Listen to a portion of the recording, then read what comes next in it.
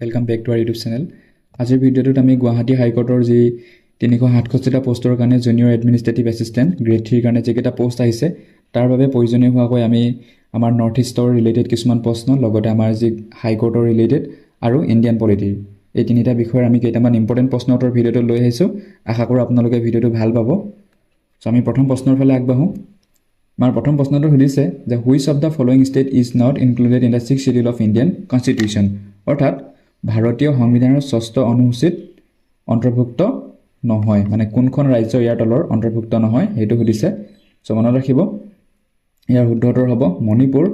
যি আমাৰ 6th schedule আছে সেই 6th শিডিউলৰ ভিতৰত যিকেইখন ষ্টেট আহে 4খন ষ্টেট আহে সেই 4খন ষ্টেটক আপোনালোকে এনেদৰে মনত ৰাখিব ANTM বুলি, অৰ্থাৎ যি আছাম, মেঘালয়, ত্ৰিপুৰা আৰু মিজোৰাম। ইয়াৰ ক্ষেত্ৰত কিন্তু মণিপুৰটো নাহে, সেইটো মনত ৰাখিব, ইম্পৰ্টেণ্ট হয়। এই 4খন ষ্টেটৰ বিষয়ে 6th শিডিউলত আছে। এতিয়া আমি নেক্সট প্ৰশ্নলৈ আহিছোঁ। How many freedoms are guaranteed by article 19 right to freedom. আমাৰ ভাৰতীয় সংবিধানত আৰ্টিকল 12ৰ পৰা 35লৈকে ফাণ্ডামেণ্টেল ৰাইটৰ বিষয়ে আছে। সেয়া আৰ্টিকল 9টো আমাৰ ফাণ্ডামেণ্টেল ৰাইট বা মৌলিক অধিকাৰৰ ভিতৰতে আহে।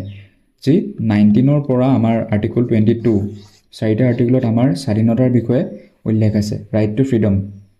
আৰু এই স্বাধীনতা অধিকাৰৰ ভিতৰত আমাৰ আৰ্টিকল 9ত কেইটা অধিকাৰৰ বিষয়ে নিশ্চিত কৰা হৈছে সেয়া আমাক সুধিছে। ইয়াৰ শুদ্ধ উত্তৰ হ'ব 6টা। এই 6টা আপোনালোকে কেনেকৈ মনত ৰাখিব মই তলত এটা ট্ৰিক দি দিছোঁ। আচলতে 19 মানে আৰ্টিকল 19 ক্লজ 1ৰ sub clause A to G, মানে ইয়াত আপোনাৰ আৰ্টিকল ছাব ক্লজ A এইটো B, C, D, E আৰু G, Fটো নাই, মনত ৰাখিব। ইয়াত আমি Fটো এক্সক্লুড কৰিব লাগিব। কেলৈ এক্সক্লুড কৰিব লাগিব? কাৰণ আমাৰ যিটো ৰাইট টু প্ৰপাৰ্টি আছিলে ৰাইট টু প্ৰপাৰ্টিটো আমাৰ 1978ৰ 44th এমেণ্ডমেণ্টৰ জৰিয়তে তাক আঁতৰাই আৰ্টিকল 300 নতুনকৈ তাক ইণ্ট্ৰডিউচ কৰা হৈছিলে এজ এ লিগেল ৰাইট। গতিকে এইটো মনত ৰাখিব। আৰু মানে যি 300A আছে এইটো আমাৰ সংবিধানৰ পাৰ্ট 12ত আছে। চ' এইটো ইম্পৰ্টেণ্ট হৈ গুচি যায়। চ' আপোনালোকে কেনেকৈ মনত ৰাখিব? চামৰো বুলি মনত ৰাখিব, ঠিক আছে ট্ৰিকটো। এইটো মানে ইম্পৰ্টেণ্ট হয় কাৰণ আমি প্ৰত্যেকবাৰে বস্তুবোৰ ওপৰাপৰিকৈ পঢ়ি থৈ দিওঁ, মানে জাষ্ট আৰু এনে আৰ্টিকল 9ত কি আছে এনেকৈ চাই থৈ দিওঁ, কিন্তু আমি তাৰ ছাব ক্লজ কেইটাৰ বিষয়েও চাব লাগিব যিহেতু হাইকোৰ্টৰ এক্সাম হয়। চ' মানে এছটোৱে আমাক ফ্ৰীডম অফ স্পীচৰ বিষয়ে কৈছে, এটোৱে আমাক মানে এছেম্বলি উইদাউট আৰ্মছ। চ' আমি মানে এটা মানে এনেকৈ দল বা কিবা এটা খুলিব পাৰোঁ সংগঠন টাইপ উইদাউট আৰ্মছ। চ' সেইটো তাৰ ফ্ৰীডমটো দিয়ে। আৰু নেক্সট এটোৱে কি কৈছে আমাক টু ফ্ৰম এছ'চিয়েশ্যন। তাৰপিছত এমটোৱে মুভমেণ্ট, মানে আমি গোটেই ইণ্ডিয়ান টেৰিটৰীত আমি মুভমেণ্ট কৰিব পাৰোঁ। তাৰপিছত ৰেচিডেঞ্চ, মানে ফ্ৰীডম অফ ৰেচিডেঞ্চ, আমি ভাৰতৰ য'তেই ইচ্ছা কৰোঁ তাতেই থাকিব পাৰোঁ। যদিও মানে কিছুমান আৰ্টিকল 19 ক্লজটোত কিছুমান ৰিজনেবল ৰেষ্ট্ৰিকশ্যনৰ বিষয়েও আছে, যদিও মানে আৰ্টিকল 19ত যিকেইটা আছে সেইকেইটা আপোনালোকে মনত ৰাখিব। তাৰপিছত অ'টো আছে মানে আমাৰ ৰাইট টু অকুপেশ্যন, মনত ৰাখিব ট্ৰিকটো চামৰো, ঠিক আছে। এতিয়া নেক্সট প্ৰশ্নলৈ আহিছোঁ। Who was the first chief election commissioner of India. ভাৰতৰ প্ৰথম মুখ্য নিৰ্বাচন আয়ুক্ত কোন আছিলে? যদি আপোনালোকে জানে কমেণ্ট কৰিব পাৰে। ইয়াৰ শুদ্ধ উত্তৰ হ'ব অপশ্যন চি, সুকুমাৰ সেন আছিলে ভাৰতৰ প্ৰথমজন চিফ ইলেকশ্যন কমিশ্যনাৰ। আৰু বৰ্তমান কোন হয় তেওঁ? জ্ঞানেশ কুমাৰ, ইম্পৰ্টেণ্ট হয়। এতিয়া নেক্সট প্ৰশ্নলৈ আহিছোঁ। Which among the following features of Indian constitution is not borrowed from British constitution. ভাৰতীয় সংবিধানৰ নিম্নলিখিত কোনটো বৈশিষ্ট্য ব্ৰিটিছ সংবিধানৰ পৰা লোৱা হোৱা নাই? চ' ইয়াৰ শুদ্ধ উত্তৰ হ'ব যিটো কংকাৰেণ্ট লিষ্ট। কংকাৰেণ্ট লিষ্টটো অষ্ট্ৰেলিয়াৰ সংবিধানৰ পৰা লোৱা হৈছে। বাকী কংকাৰেণ্ট লিষ্ট কি হয় আপোনালোকে জানে চাগে। আমাৰ ভাৰতীয় সংবিধানৰ 3খন লিষ্টৰ বিষয়ে আছে, state list, union list, concurrent list. So' তাৰে কংকাৰেণ্ট লিষ্টখন অষ্ট্ৰেলিয়াৰ পৰা লোৱা হৈছে। এতিয়া নেক্সট প্ৰশ্নলৈ আহিছোঁ। Which of the following country has a non written constitution, অৰ্থাৎ কোনখন দেশৰ এখন লিখিত মানে অলিখিত সংবিধান আছে, তেওঁলোকৰ কোনো ধৰণৰ সংবিধানখন লিখিত ৰূপত নাই? চ' তাৰ শুদ্ধ উত্তৰ হ'ব অপশ্যন বি, UK বা ইংলেণ্ড। এতিয়া নেক্সট প্ৰশ্নলৈ আহিছোঁ। What was the first attempt by British parliament to regulate the affairs of East India company, অৰ্থাৎ ইংলিছ ইষ্ট ইণ্ডিয়া কোম্পানীৰ কাম কাজ নিয়ন্ত্ৰণ কৰিবলৈ ব্ৰিটিছ সংসদৰ প্ৰথম প্ৰয়াস কি আছিলে? মনত ৰাখিব ইষ্ট ইণ্ডিয়া কোম্পানীয়ে এই আইনখন ইমপ্লিমেণ্ট কৰা নাই, ব্ৰিটিছ পাৰ্লিয়ামেণ্টেহে ইমপ্লিমেণ্ট কৰিছিলে। এইটো এটা এগেইন ইম্পৰ্টেণ্ট হৈ যায়। খুব সৰু সৰু বস্তুবোৰ আমি কেতিয়াবা গুৰুত্ব নিদিওঁ, কিন্তু এক্সামত এইবোৰে আমাক পাজলিং কৰিব। চ' ইয়াৰ শুদ্ধ উত্তৰ হ'ব অপশ্যন বি, ৰেগুলেটিং এক্ট 1773। ইয়াৰ ৰিলেটেড আৰু কেইবাটাও প্ৰশ্ন আছে, পিছলৈ আমি চাম। এতিয়া নেক্সট প্ৰশ্নলৈ আহিছোঁ। Which act introduce the system of separate electorate for Muslims. কোনখন আইনে মুছলমানসকলৰ বাবে পৃথক ভোটাৰ প্ৰণালী প্ৰৱৰ্তন কৰিছিলে? চ' ইয়াৰ শুদ্ধ উত্তৰ হ'ব option A Indian council act 1909। ঠিক আছে, 1909 চনৰ যি ভাৰতীয় পৰিষদ আইন আছিলে সেই আইনখনৰ দ্বাৰা পৃথক ভোটাৰ প্ৰণালী প্ৰৱৰ্তন কৰিছিলে। এতিয়া আপোনালোকৰ মনত প্ৰশ্ন হ'ব পাৰে যে পৃথক ভোটাৰ ছিষ্টেমটো কি? প্ৰথমতে মুছলিমসকলৰ কাৰণে এই ছেপাৰেট ইলেক্টৰেট ছিষ্টেমটো ইণ্ট্ৰডিউচ কৰা হৈছিলে। ইয়াৰ দ্বাৰা এনেকুৱা কৰা হৈছিলে মানে যিটো মুছলিমটো এটা ৰিলিজন হয়, চ' এটা ৰিলিজন স্পেচিফিক গ্ৰুপ বনোৱা হৈছিলে কেৱল মুছলিমসকলৰ কাৰণে, য'ত মুছলিম ৰিপ্ৰেজেণ্টেটিভক কেৱল তেওঁলোকৰ মুছলিম ভোটাৰেহে তেওঁলোকক ইলেক্ট কৰিব পাৰিব। চ' এইটোৱে আছিলে ছেপাৰেট ইলেক্টৰেট। এতিয়া নেক্সট প্ৰশ্নলৈ আহিছোঁ, who was the first Indian to join the Viceroy's executive council? So' ভাইচৰয়ৰ কাৰ্যবাহী পৰিষদত যোগদান কৰা প্ৰথম ভাৰতীয় কোন আছিলে? চ' ইয়াৰ শুদ্ধ উত্তৰ হ'ব অপশ্যন চি সত্যেন্দ্ৰ প্ৰসাদ সিনহা আছিলে ভাইচৰয়ৰ এক্সিকিউটিভ কাউন্সিলত যোগদান কৰা প্ৰথমজন ভাৰতীয়। প্ৰথম অৱস্থাত যি ভাইচৰয়ৰ এক্সিকিউটিভ কাউন্সিল আছিলে তাত কেৱল ব্ৰিটিছ ৰিপ্ৰেজেণ্টেটিভে পাৰ্টিচিপেট কৰিব পাৰিছিলে, তাত কোনো ধৰণৰ ভাৰতীয় ৰিপ্ৰেজেণ্টেটিভ তেওঁলোকে যোগদান কৰিব নাছিলে। আৰু প্ৰথম পাৰিছিলে এই সত্যেন্দ্ৰ প্ৰসাদ সিনহা, তেওঁক 1909 চনৰ যিখন ইণ্ডিয়ান কাউন্সিল এক্ট আছিলে অলপ আগতে পাই আহিলোঁ, সেই আইনখনৰ দ্বাৰাই তেওঁক নিয়োগ কৰা হৈছিলে। এতিয়া নেক্সট প্ৰশ্নলৈ আহিছোঁ, নিম্নলিখিত কোনটো কাৰ্যক নিষ্পত্তিৰ আইন বুলি কোৱা হয়? অৰ্থাৎ এক্ট অফ ছেটেলমেণ্ট বুলি কোনখন আইনক কোৱা হয়? চ' ইয়াৰ আগতে আমি যিখন ৰেগুলেটিং এক্ট 1773 পঢ়ি আহিলোঁ, চ' সেই আইনখনৰ বিষয়ে জানিব লাগিব। তাৰ কেইটামান ইম্পৰ্টেণ্ট প্ৰভিজনছ আছিলে। এটা প্ৰভিজন আছিলে যে 1774ত কলকাতাত এখন ছুপ্ৰিম কোৰ্ট এষ্টাব্লিছ কৰা হ'ব, আৰু যিজন বংগৰ গভৰ্ণৰ আছিলে তেওঁ গভৰ্ণৰ জেনেৰেল অফ বেংগল সেই পদবীলৈ কনভাৰ্ট কৰিছিলে। এই 1781ৰ যিখন এমেণ্ডিং এক্ট, ইয়াকে এক্ট অফ ছেটেলমেণ্ট বুলি কোৱা হয়। এইকাৰণে কোৱা হয় কাৰণ যিবিলাক মানে কিছুমান ভুল আছিলে আমাৰ যিখন 1773 তাৰ সেই ত্ৰুটিবোৰ সংশোধন কৰিবলৈ এখন আইন গৃহীত কৰা হৈছে। ভুল মানে এনেকুৱা কেৱল ব্ৰিটিছৰ সহায় হোৱাকৈহে, মানে যিজন গভৰ্ণৰ জেনেৰেল অফ বেংগল আছিলে লগতে তেওঁৰ এক্সিকিউটিভ কাউন্সিলত 4জন মেম্বাৰ আছিলে, তেওঁলোকক এই 1774 কলকাতাত যিখন ছুপ্ৰিম কোৰ্ট এষ্টাব্লিছ কৰা হৈছিলে তাৰ জুৰিডিকশ্যনৰ পৰা আঁতৰত ৰাখিবলৈহে এই এক্টখন এমেণ্ড কৰা হৈছিলে 1773খন। চ' তাৰ কাৰণে এক্ট অফ ছেটেলমেণ্ট বুলি 1781ত এইখন এক্টক ব্ৰিটিছ গভৰ্ণমেণ্টে ইয়াত পাছ কৰিছিলে। চ' নেক্সট প্ৰশ্নলৈ আহিছোঁ, which act was considered the final step towards centralisation in British India? So' কেন্দ্ৰীয়কৰণৰ দিশত কোনখন আইনক অন্তিম পদক্ষেপ বুলি গণ্য কৰা হৈছিলে? অন্তিম পদক্ষেপ বুলি কোৱাৰ আগত আমি প্ৰথমতে যিখন মানে একেবাৰে আগত অৰ্থাৎ কেন্দ্ৰীয়কৰণৰ প্ৰথম পদক্ষেপ কোনখন আইনৰ দ্বাৰা কৰা হৈছিল বুলি যদি প্ৰশ্নটো সোধে, তেতিয়া কিন্তু উত্তৰ হ'ব 1773 ৰেগুলেটিং এক্টখন।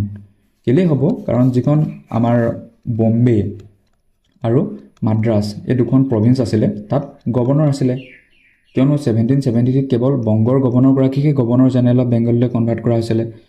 চ' বম্বে আৰু মাদ্ৰাছত তাতো গভৰ্ণৰে আছিলে। সেই গভৰ্ণৰ দুজনৰ মানে যিজন বংগৰ গভৰ্ণৰ জেনেৰেল নতুনকৈ অধিষ্ঠিত হৈছিলে 1773 মতে, চ' তেওঁৰ আণ্ডাৰত অনা হৈছিলে।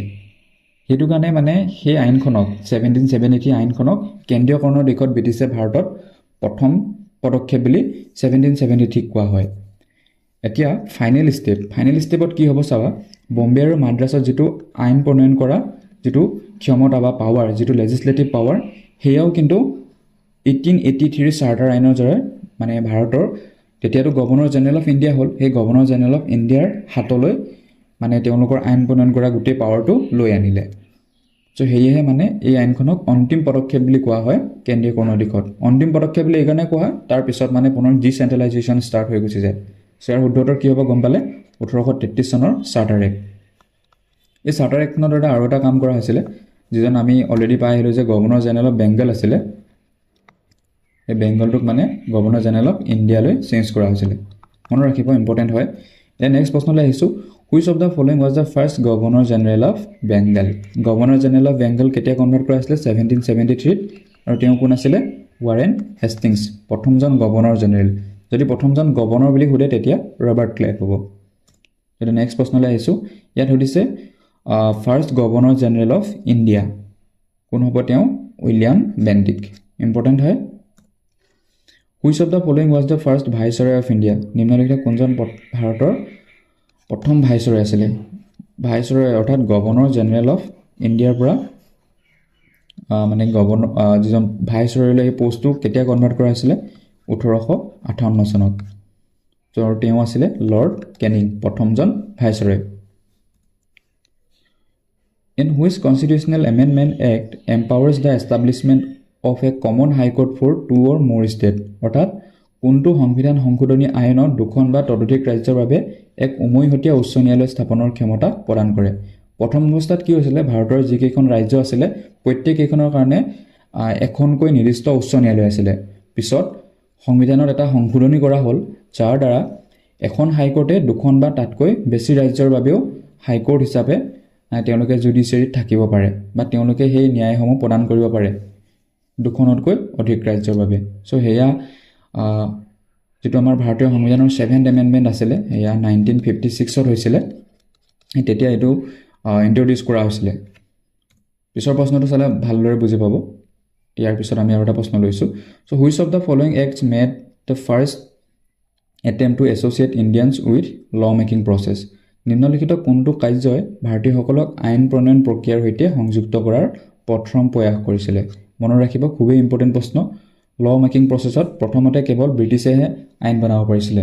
শেষত যেতিয়া বহুতো প্ৰটেষ্ট হৈ লাহে লাহে যিহেতু আমাৰ গোটেই স্বাধীনতাৰ ফালে আগবাঢ়ি আহি আছে, তেতিয়া যিহেতু প্ৰটেষ্ট হ'ব ধৰিলে, তেতিয়া ভাৰতীয়সকলকো এই লেজিছলেটিভ পাৱাৰটোত মানে যিজন লেজিছলেটিভ কাউঞ্চিল আছিলে তাত লাহে লাহে ভাৰতীয়সকলক নিয়োগ কৰাৰ ব্ৰিটিছে আৰম্ভ কৰি দিছিলে। চ' প্ৰথম কৰিছিলে 1861 চনৰ ভাৰতীয় পৰিষদ আইন, ঠিক আছে, ইণ্ডিয়ান কাউঞ্চিল এক্ট 1861, ইয়াতেই ভাৰতীয়সকলক প্ৰথমবাৰৰ বাবে আইন প্ৰণয়ন প্ৰক্ৰিয়াতে সংযুক্ত কৰিছিলে। নেক্সট প্ৰশ্নলৈ আহিছোঁ। The age of retirement of জাজেছ অফ দ্য হাইকোৰ্ট ইজ? অৰ্থাৎ উচ্চ ন্যায়ালয়ৰ যিসকল ন্যায়াধীশ আছে তেওঁলোকৰ অৱসৰৰ বয়সটো কিমান? এইখিনিতে মই কৈ থওঁ, যিসকল হাইকোৰ্টৰ জাজ আছে আৰু ছুপ্ৰিম কোৰ্টৰ জাজ আছে তেওঁলোক মানে তেওঁলোকৰ ৰিটায়াৰমেণ্টৰ এইজটো কিন্তু বেলেগ বেলেগ। ইয়াত আমাক হাইকোৰ্টৰ সুধিছে, হাইকোৰ্টৰ ক্ষেত্ৰত 62 years, আৰু যদি ছুপ্ৰিম কোৰ্টৰ জাজৰ ক্ষেত্ৰত ৰিটায়াৰমেণ্টৰ এইজটো সোধে তেন্তে তাৰ উত্তৰ হ'ব 65 years, ঠিক আছে। নেক্সট প্ৰশ্নলৈ আহিছোঁ। গুৱাহাটী উচ্চ ন্যায়ালয়ৰ অধিকাৰৰ ক্ষেত্ৰ অন্তৰ্ভুক্ত হোৱা ৰাজ্যকেইখনৰ নাম সুধিছে, ঠিক আছে। এইটো আপোনালোকে ভালদৰে চাই ল'ব।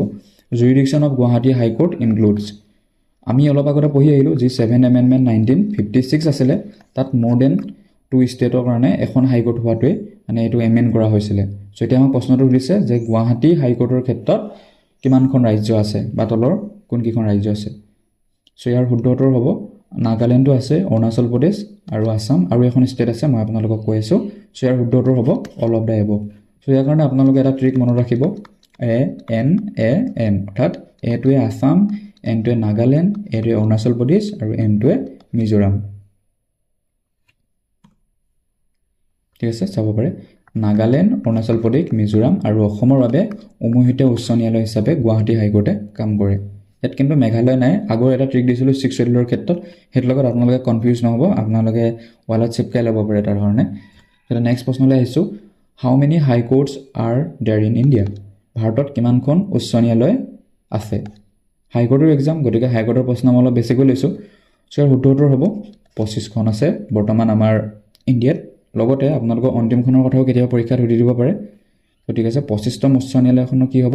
অন্ধ্ৰপ্ৰদেশত আছে, আৰু এখন অন্ধ্ৰপ্ৰদেশৰ উচ্চ ন্যায়ালয় হিচাপে কাম কৰে। নেক্সট প্ৰশ্নলৈ আহিছোঁ। উচ্চ ন্যায়ালয়ৰ যিসকল জাজ আছে, যিসকল ন্যায়াধীশ আছে, তেওঁলোকক কোনে এপইণ্ট কৰে? চ' শুদ্ধ উত্তৰ কি হ'ব? ৰাষ্ট্ৰপতি বা প্ৰেচিডেণ্টেই হ'ব শুদ্ধ উত্তৰ। চ' আজি ভিডিঅ'লৈ ইমানেই আছিলে প্ৰশ্ন। যদি আপোনালোকে ভিডিঅ'কেইটা চাই ভাল পালে তেন্তে আমাক এটা কমেণ্ট কৰিব, লগতে চেনেলটো ছাবস্ক্ৰাইব কৰি থ'ব। আমি কাইলৈ পুনৰ এটা নতুন ভিডিঅ' আনিম হাইকোৰ্টৰ JEEৰ কাৰণে। চ' তেতিয়ালৈ আপোনালোকে চেনেলটো ছাবস্ক্ৰাইব কৰি থ'ব আৰু ন'টিফিকেশ্যন বেলটো প্ৰেছ কৰি থ'ব। আজিলৈ ইমানেই আছিলে, ধন্যবাদ।